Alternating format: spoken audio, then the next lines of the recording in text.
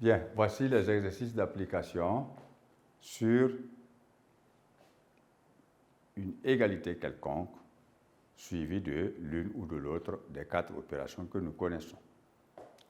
Exercice 1. On pose z égale moins 6. Calculer z plus 3 moins z, z moins 9. Exercice 2. Soit l'égalité m égale moins 0,75. Calculer m divisé par 0,75, 2m, 4m moins 2. Ces exercices vont vous permettre de savoir jouer le jeu des modifications d'un membre d'une égalité qui entraîne aussi celle de l'autre membre de la même égalité. Ceci toujours pour conserver le sens de l'égalité.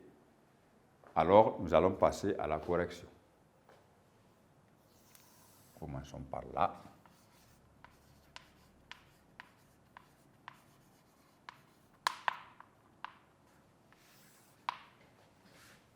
Pour l'exercice numéro 1,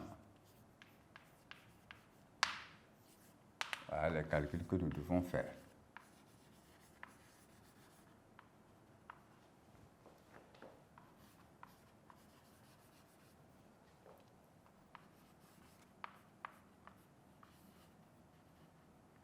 Voilà. N'oubliez pas toujours l'égalité première qui vous est donnée. C'est la matière première.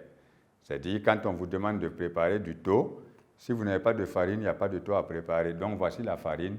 Et les questions que vous allez traiter sont chacune le taux que vous devez préparer. Alors, on aura ceci. D'abord, on dit de calculer z plus 3.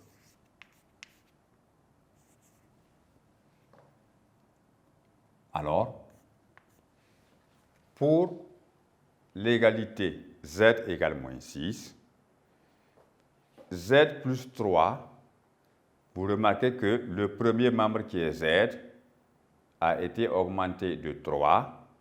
Si l'égalité doit avoir un sens, ça veut dire que le deuxième membre de l'égalité qui est moins 6 doit aussi augmenter du même nombre plus 3.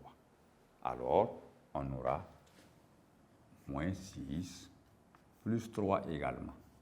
Vous voyez que si vous prenez simplement les deux mains et puis vous cachez le plus 3 à gauche de l'égalité, vous cachez le plus 3 à droite de l'égalité, vous retrouvez simplement z égale à moins 6 qui est l'égalité de départ. Voilà. Alors, maintenant, il faut pouvoir faire le calcul pour dire que z plus 3 égale moins 6 plus 3 étant calculable, on obtient moins 3.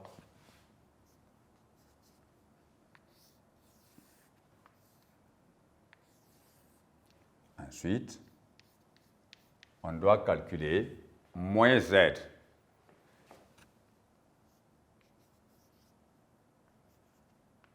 Alors, lorsqu'on dit moins z, ou bien moins a, ou bien moins x, ou bien moins 5, ça veut dire moins 1 multiplié par z, par x, par 5 ou par y. Alors, la traduction peut se faire ici en écrivant que moins z égale moins 1 multiplié par z. Et quand vous écrivez donc moins 1 multiplié par z, vous obtenez maintenant moins 1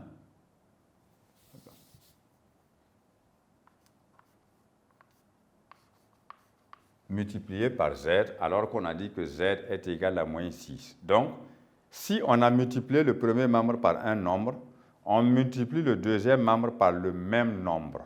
Alors, on obtient moins 1 fois z, qui est aussi égal à moins 1 fois moins 6. Ce qui signifie maintenant que moins z est égal moins par moins plus, et 1 fois 6, ça fait 6. Donc, moins z égale à plus 6. Voilà.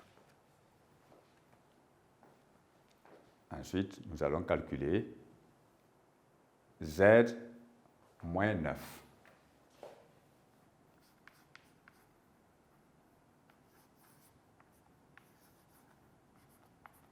Alors, lorsqu'on parle de Z moins 9, l'évolution est pratiquement la même. Ici, il y en a en baisse.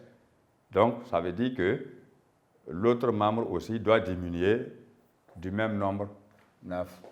Donc, moins 6, moins le même nombre.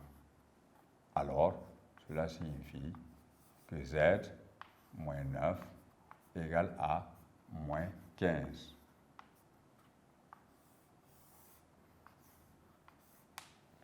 Voilà.